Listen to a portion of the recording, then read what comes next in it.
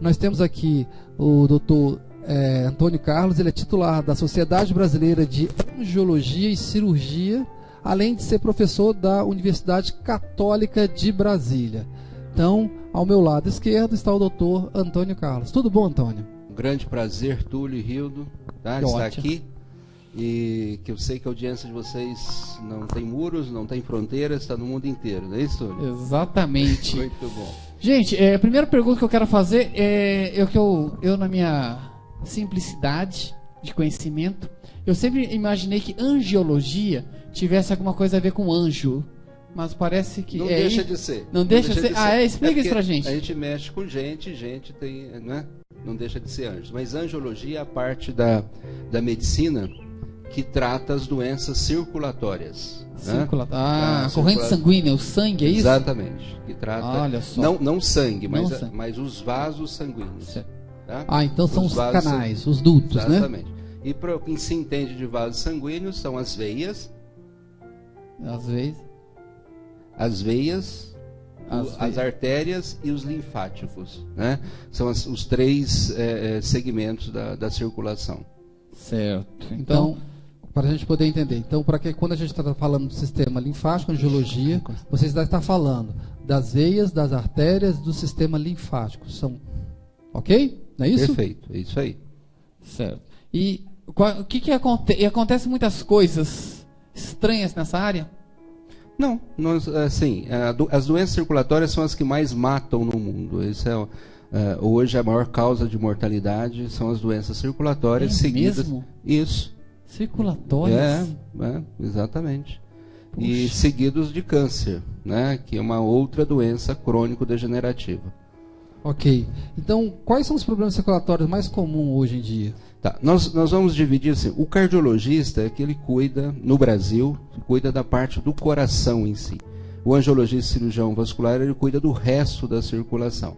Esse mais ou menos é a situação que prevalece no Brasil. Em alguns países o angiologista está incluído na cardiologia. Imagino, né? Porque é o coração que vai bombear, né? Exatamente. Então a circulação começa com ele, né? Mas nós podemos focar em problemas circulatórios das veias, e que os mais prevalentes seriam os problemas circulatórios envolvendo as veias superficiais, por exemplo, das pernas, que hoje em torno de 50% a 60%, dependendo da faixa etária das pessoas, têm varizes, né, que é um dos problemas circulatórios. A trombose, né, que é um nome feio, mas é uma doença extremamente frequente. Eu diria que a trombose está por trás, o processo trombótico, que é a formação de coágulos, está por trás da maioria das catástrofes circulatórias e vasculares. E isso acontece não só nas veias, mas também nas artérias.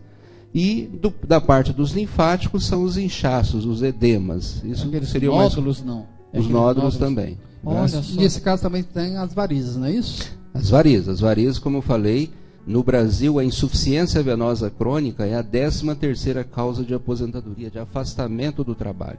Nossa. É extremamente relevante, exatamente. E é uma causa de afastamento, né, não só do trabalho, mas de deteriorização da qualidade de vida das pessoas. E muita gente sofre calado desse problema. E o que gera isso exatamente? As varizes, elas têm várias causas, mas o fator predisponente mais importante é a genética. A pessoa, para ter varizes, ela precisa ter uma genética. E tem os fatores que a gente chama de desencadeantes, né? Que são situações como, por exemplo, os hormônios femininos, o sobrepeso, a falta de atividade física, as gestações múltiplas, são fatores que desencadeiam essas varizes. O que são varizes? São veias tortuosas, alongadas e elevadas. Aquilo que você olha para as pernas, nós estamos falando de varizes das pernas, passa a mão e sente que tem alguma coisa elevada. Isso são as varizes maiores. E tem os vasinhos também, que é causa de desconforto estético de muitas pessoas. São os microvasos, né? Os famosos microvasos, né? Exatamente. Mas você só não tem nas pernas, você também tem em outras partes do corpo, não tem?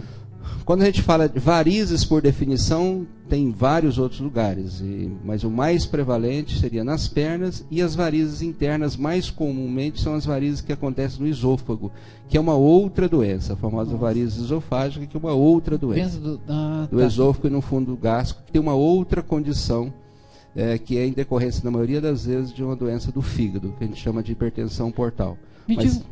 Mas essa que nós estamos falando é das varizes das pernas. das né? pernas, exatamente. Me diga uma coisa, esses problemas cardíacos comuns têm a ver com isso também? Não tem. Com Não tem circulação, nenhuma. não? Circulação sim. Mas não existe nenhuma relação entre problema venoso e as doenças cardíacas. Não tem isso? Não, porque eu falo que é do outro lado do rio. Existem sim problemas associados do coração com os problemas arteriais, com os problemas das artérias. Aqui as artérias saem do coração e o sangue volta para o coração pelas veias. Antônio, então me diz uma coisa. A gente estava falando aqui sobre felicidade, tá? Você escutou ali fora. Então existe uma relação no campo, tá, emocional existente com essas doenças? Existe alguma relação? Muita. Assim como...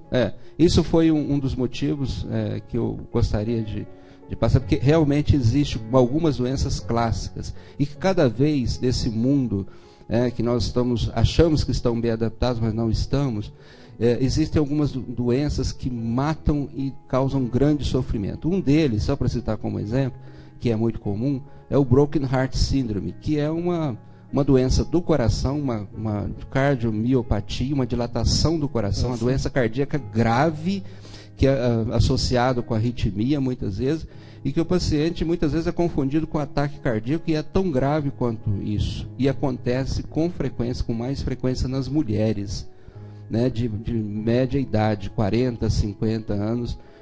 A pessoa, de repente, depois de uma separação, de um grande desencanto, né, do divórcio, ela entra em insuficiência cardíaca interna como infarto, uma catástrofe. Isso não está acontecendo como caso isolado, mas acontece com muita frequência. Então, veja bem, esse é um exemplo. Tristeza, por exemplo, se fala muito de doenças psicossomáticas. Esse seria um exemplo? Esse é um exemplo. Ou seja, onde a tristeza na pessoa pós-separação, né, provavelmente uma separação conflituosa, ela carrega muita dor, muita mágoa. Aí diz, ela carrega muita dor no coração. Isso então é literal, realmente? Isso é literal, existe, e como eu falei, são casos isolados. Isso é comum. Então isso é conhecido como também a síndrome do coração partido? A síndrome do coração partido, exatamente. Muito conhecida, né? Esse é um exemplo, né, dessa doença. A outra situação extremamente comum no consultório é a síndrome da mancha da melancolia. Então, eu falar mulher, mas essa também acontece nos homens, mas quando acontece uma situação de tristeza, melancolia, de apatia, frequentemente associada a um conflito com o mundo de relacionamento, as pessoas começam a aparecer com manchas roxas sem ter batido. Eu já ouvi isso. É mesmo? Isso é muito comum. Olha, que interessante. E tem é claro que não é toda mancha roxa que é a mancha da melancolia. É óbvio que precisa descartar doenças orgânicas. Certo. Mas uma vez descartado, é muito mais comum essas manchas roxas advir desse problema conflituoso que acontece. Tá. E me diga uma coisa, e essas manchas, ela tem um local que ela tende a aparecer? Pode aparecer no corpo inteiro, mas é muito prevalente nas pernas, e tem uma característica interessante essas manchas. Se você aperta contra ela, aperta com o dedo no centro da mancha, lá no fundo tem uma dorzinha. Isso é característico da mancha da melancolia. E sempre vai ter um conflito, né, então, associado. Aquela mulher que você vê toda vez que eu tô roxa aqui, não sabe de onde que veio. Por causa, ela acha que é uma batida, então, na verdade... Exatamente. Isso é uma situação extremamente comum. E quando a gente conversa com o paciente, ele fala, é isso mesmo que está acontecendo. Olha só. Agora, por exemplo, só para ficar claro, tem outros motivos que geram essas manchas? Não, tem muitos outros motivos, como, por exemplo, doenças capilares, doença do próprio sangue, distúrbio de coagulação, medicamentos, né, o uso de anticoagulantes, são as causas orgânicas mais comuns. E essas manchas que você falou, elas ficam ou elas vêm? Não, elas vêm e desaparecem. Existe uma interpretação que eu costumo falar com os pacientes para eles entenderem. A pele é a zona é a fronteira, é a zona de limite entre o seu mundo e o mundo exterior. Então, quando tem algum conflito, é a zona de impacto. Ou lá, ou no estômago. E aí as pessoas falam assim, ou você tem mancha da melancolia, ou você tem gastrite, ou você tem os dois. Na maioria das vezes, eu tinha gastrite, sarei da gastrite, e agora eu tenho mancha. Que interessante. Então, quais dicas você poderia dar pra gente, pro pessoal ali, sobre estilo de vida, para poder melhorar a vida dessas pessoas que estão assistindo? A primeira, as dicas vocês já falaram na primeira parte do programa, é isso aí. A gente tem que resolver os conflitos, né? Ter a humildade, a maturidade para parar e sentir que estamos sofrendo, que a gente sofre, que o sofrimento não é só o sofrimento físico, mas é um sofrimento, existe o sofrimento mental, e enfrentar isso com várias formas, né? Uma delas é atividade física, meditação, né? Achar alguma coisa prazerosa para fazer, um hobby, né? Todos nós temos que ter hobby. Não tem jeito, tem que ter a válvula, a panela de pressão tem que ter a válvula. E sem aquela válvula explode. Que você gosta, né? Exatamente. Então tem que descobrir o que é que gosta, né? Atividade física é muito importante, a alimentação, né, fundamental, né? A gente vive pela boca e morre pela boca, não só a questão da quantidade, mas da qualidade da alimentação. Ok, então você falou sobre alimentação, mas você não falou de uma coisa muito importante, que é a água. A água é uma das coisas mais importantes, porque nosso sangue, praticamente, né, nosso corpo é composto mais de 70% de água. Então, você poderia falar então um pouquinho da água? A criança, quando nasce, ela tem, no bebê, tem 80% de água, é quase uma esponja. A gente vai perdendo água com o passar do tempo, e o idoso ele tem em torno de 50% de água. Por isso que fica enrugado, não é isso? Enrugado e desidrata mais rápido. Né? Então isso é muito importante. Só que assim, a gente fala, quanto de água a gente tem que beber? Sem água, sem o sangue ficar fluido, não há circulação. Né? Mais da metade do sangue é de água, é de líquido. E aí, você bebe 2 litros d'água. Não é bem uma regra fixa. Né? Nas nossas condições, as condições aqui de Brasília, a gente recomenda em torno de 30 ml por quilo por dia. Ou seja, você pega seu peso, multiplica por 30 e coloca aquilo como meta. Você não vai ter sede para tomar isso. Nós vivemos em ar-condicionado, nós saímos do carro do ar-condicionado, vai para o escritório de ar-condicionado, então é preciso ter a meta, colocar aquilo ali como volume que no final do dia tem que tomar, né, aquele volume, 30 ml por quilo por dia, dependendo do peso, isso depende do peso. Se você faz uma atividade física intensa, tem que repor, tem que tomar mais líquido para repor isso. Em torno de, pode chegar a mais 20 ml por hora de exercício realizado. Então, nós aqui, principalmente a TVM, a gente tem um programa aqui sobre bike, né? Tem muita gente que pedala aqui, principalmente aqui em Brasília. E o clima, principalmente esse final de semana, foi cerrado, né? Muito calor. Um cara que está pedalando, a gente pedala em torno mais ou menos de 40 a 50 quilômetros, dependendo, até 60. O ideal seria tomar quantos? Então, isso vai... Depende das condições climáticas, né? Nessa situação do esforço, obviamente, e não é só de água nessa situação. Obviamente, precisa se repor também eletrólitos. Né? Então, o que poderia repor? O que seria um eletrólito? Você poderia só dar uma... Não, sódio, potássio, né? A água de coco é excelente. A água de coco veio para suprir completamente essas... Fica difícil estimar uma quantidade, não é? Mas em torno de 20 a 30 ml por hora de exercício realizado. Certo. E me diga uma coisa, doutor, e sobre o sal?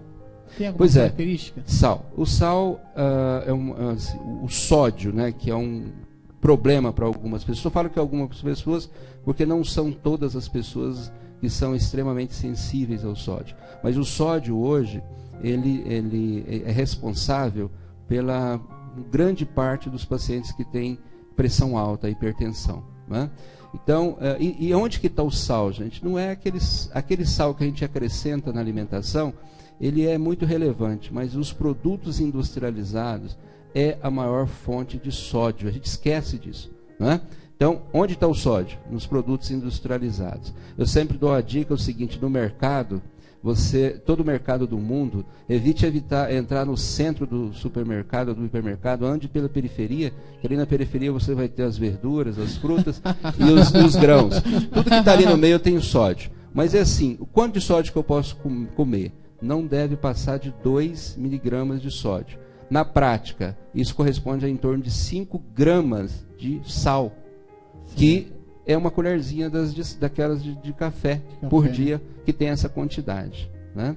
Pessoas que têm familiares de primeiro grau que têm hipertensão, o gatilho que pode desencadear a hipertensão, na maioria das vezes, é o sódio, né? Então, evitar esses embutidos, por exemplo. Os embutidos, tudo que passa pela indústria, né, de alimentos, tem que acrescentar alguma coisa para. O sal veio da ele é um conservante, né? Ele é usado, né? É como os conservantes. Né? Antes das geladeiras, salgava.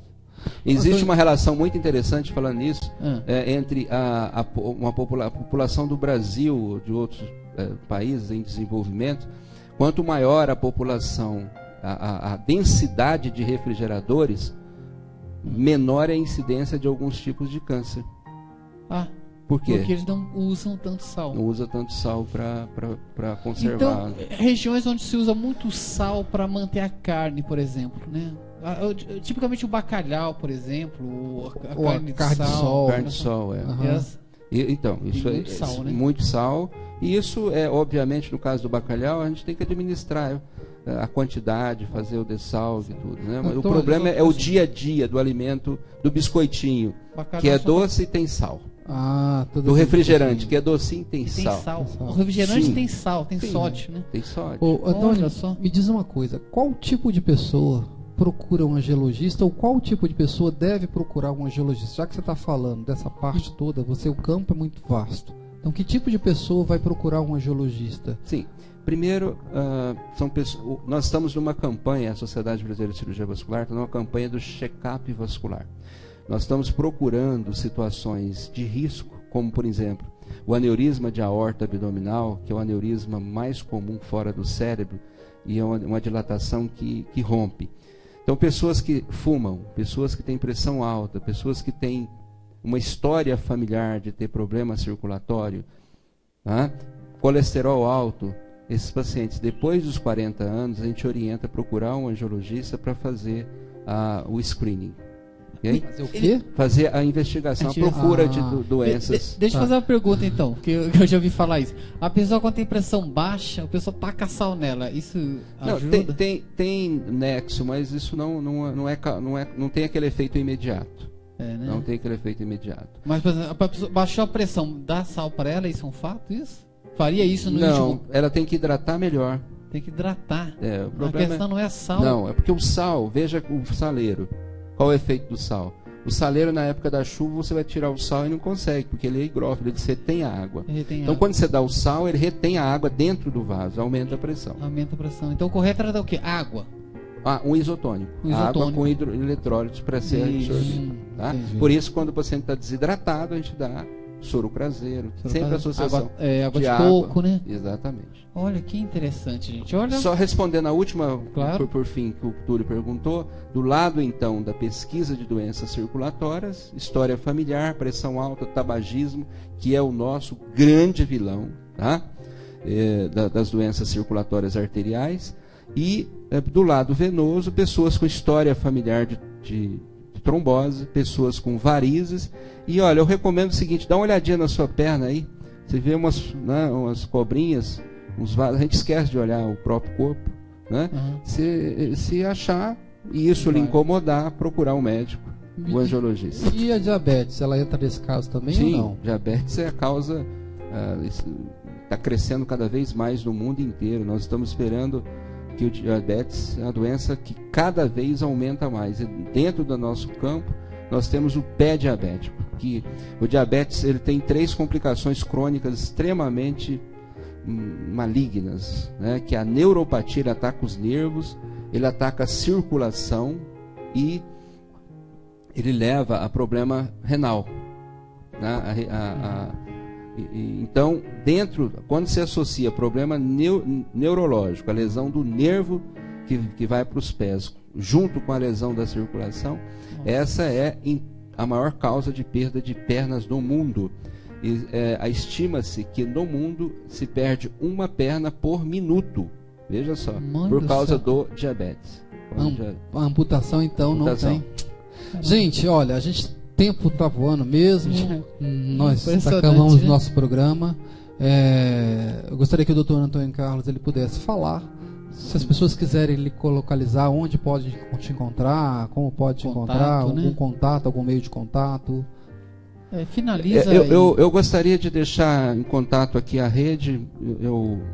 Assim, nós não viemos aqui com nenhum interesse de divulgação, mas estamos à disposição para responder perguntas, mensagens, dúvidas, dentro do limite que a ética nos permite. Nós não podemos fazer consulta, mas nós estamos à vontade. Quem quiser saber algo mais, entrar no site angiomed.com.br. Lá tem muitas informações sobre saúde. Ok, então você que está aí do outro lado assistindo a gente, você pode entrar no site www.angiomed.com.br. A gente vai colocar o link aqui embaixo, né? Logo mais tarde a gente vai estar no YouTube. Lembrando sempre que todo o programa da gente é gravado e ele vai se encontrar no YouTube. Todas as outras informações que você queira, você pode buscar lá e depois entrar em contato diretamente com o Dr. Antônio Carlos. Não é isso? Muito obrigado, Túlio. Obrigado, Hilton. Feliz ano novo para todo mundo. Que esse ano seja melhor. Porque não podemos ficar falando mal do ano. O ano foi ótimo. Nós estamos aqui, estamos vivos. Exatamente. Né? Chegamos no final, chegamos vivos. Exatamente. Tá certo. Muito obrigado, doutor. Foi um prazer muito grande tê-lo aqui. Meus queridos, então estamos encerrando nosso programa. Estamos encerrando o ano. Desejo de coração que 2017 seja um ano de realizações. Em especial, que você descubra seu verdadeiro caminho e trilhe seu verdadeiro destino. Muito obrigado a todos, foi um prazer muito grande tê-lo aqui. Nos veremos na nossa próxima segunda-feira no primeiro programa do ano. Um grande abraço a todos e até lá. Gente, é um prazer imenso ter vocês aqui como nossa audiência. Foi muito bom nossos primeiros 6 meses aqui com vocês. Nós estamos realmente finalizando o ano.